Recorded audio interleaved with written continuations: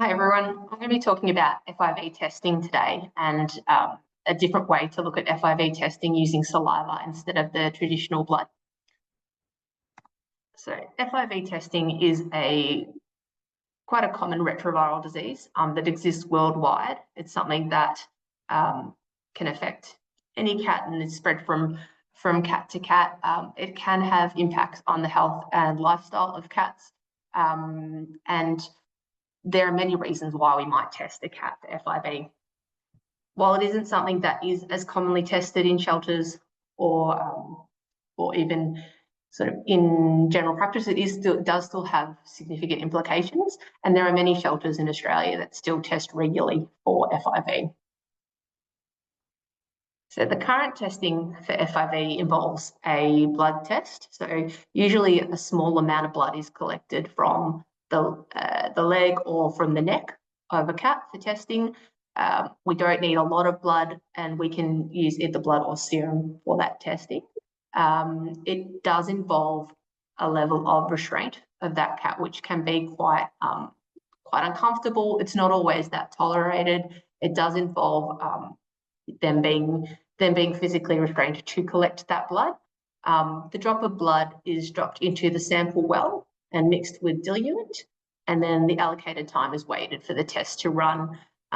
These are antibody tests, so they test for the presence of FIV antibodies in the blood.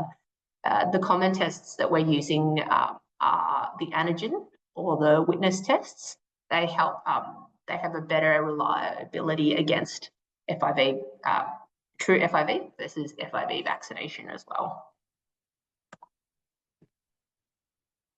So Sydney University conducted a study comparing the use of saliva and blood for FIV testing. So this was quite there'd been data on this before that saliva would be a good source to use instead of blood, and especially for ease of testing. The theory behind that is that whole saliva is made up of a mix of fluid from the salivary glands as well as crevicular fluid. The salivary gland fluid is primarily water, but it contains a small amount of immunoglobulins, proteins, and digestive enzymes.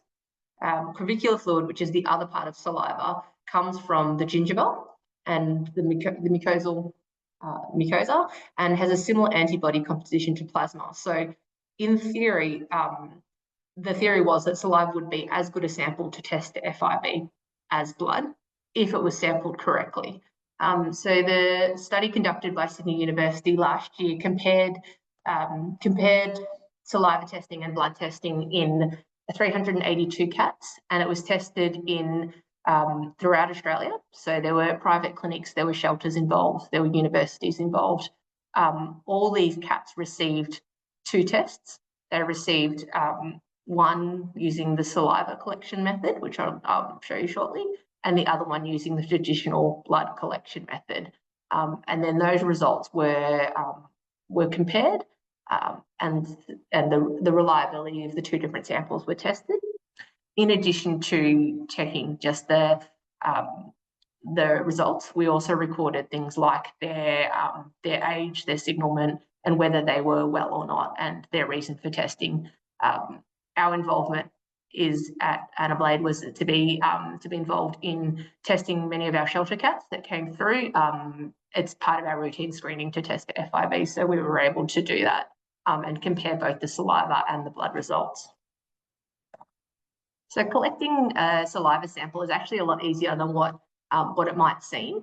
It involves using a cotton tip and rotating it around in the cheek cavity on either side of a cat's mouth for around 10 seconds each side. The cotton tip is then placed in the sample well instead of the blood or serum, and 4 drops of diluent are usually required to help the sample run, because it is a lot drier sample compared to a blood sample. And so it's more diluent than what it would be in the standard test. And each time you pop the diluent drop on, you rotate the cotton bud just to ensure that there's good transfer of sample. I've got a video now just to show you on what that looks like. This is Mark Westman, who was one of the core researchers in this study. So he's going to demonstrate how to do that saliva sampling. And go. So we have a willing kitten here for our saliva testing, Milano, and I've got a cotton tip swab that I'm going to use. And so I just gently, I like to come over the head like this and gently just restrain Milano's head. And I'm going to go in just the commissure here.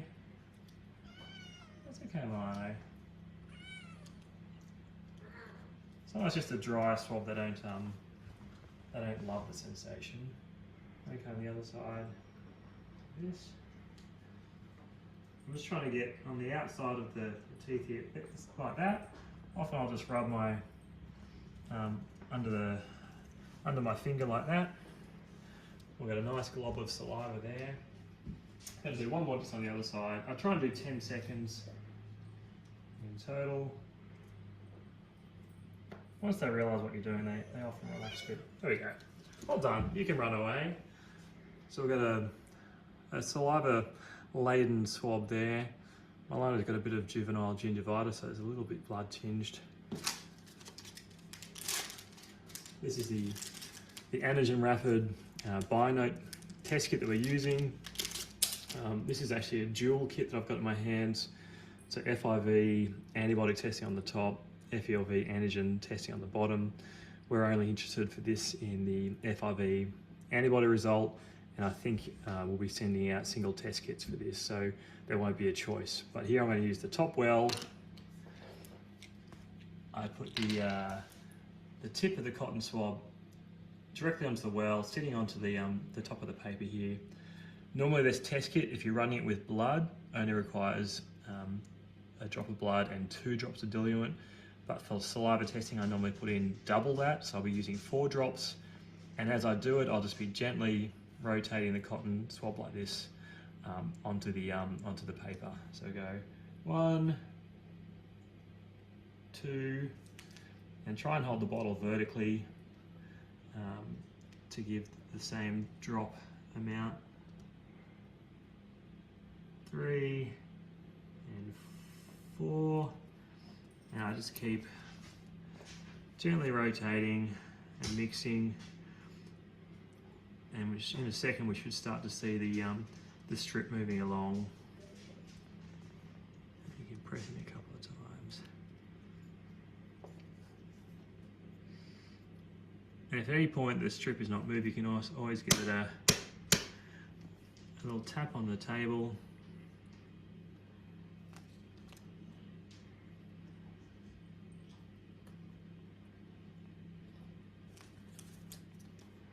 If in doubt, you can always add a 5th drop there.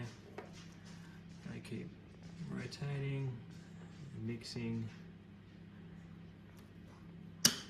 Another little tap.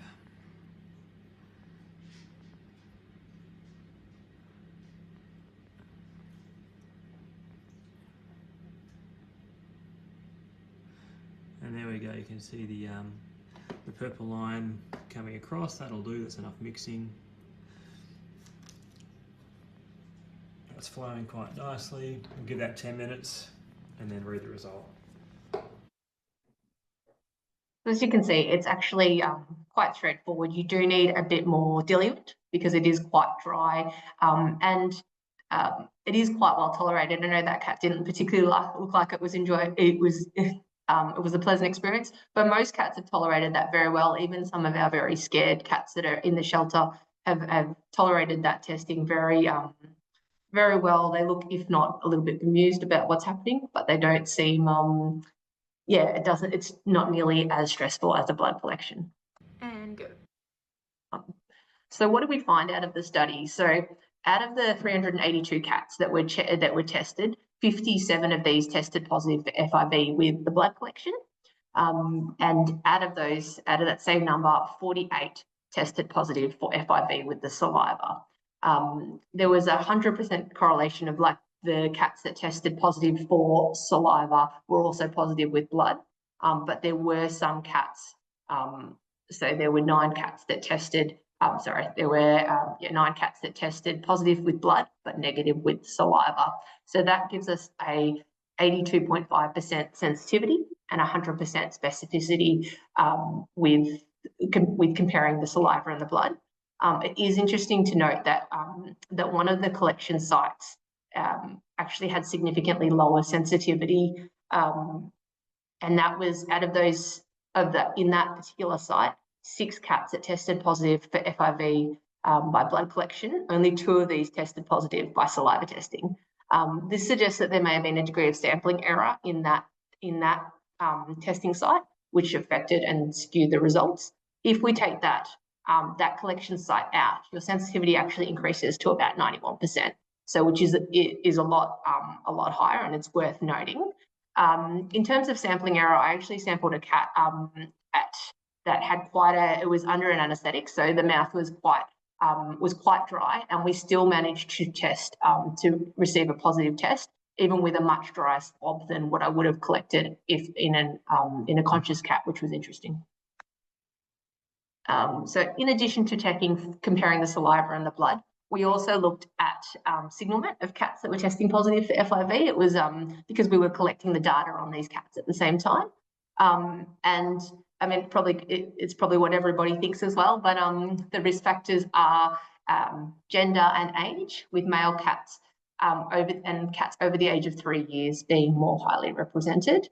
And most of the cats that we tested in the shelter weren't unwell with it, and it was a finding that it was an incidental finding at our routine health check. It wasn't anything that was affecting the cat clinically. So the benefits of saliva versus blood is there's definitely better compliance and tolerance. As I said, most cats looked a little bit confused and didn't mind the swab, the cotton tip in their mouth. Some of them did try to chew it, but more often than not, they tolerated it really well. It is easier than blood collection, and it's something that you can train other staff to do, not just veterinary staff. So it's something that you could have your nurses do quite easily. It's something you could have your animal attendants even involved in as well. Which is good, particularly if you're looking at it from a shelter point of view and looking at it as a screening test or as a routine testing. So FIV testing is still important. While it's no test has 100% sensitivity or specificity, certainly the antigen tests, the BioNote ones that we used, they are your better tests. Usually they are traditionally used with blood, but saliva testing is a nice alternative. It is easier, it's simpler, and it's something that that can be used. I would actually suggest that it's used as your first line of testing, and in your so you would saliva test any cat that you were looking to routinely test for FIV, and if it was negative on a saliva test, but you were still suspicious of FIV, then you could look at repeating it with a blood test. But for most cases and most cats, your saliva test will be accurate. Even those ones that are fake positives will show up on the saliva as well. So it's something definitely that that I would be recommending and looking to use in the future. Thank you.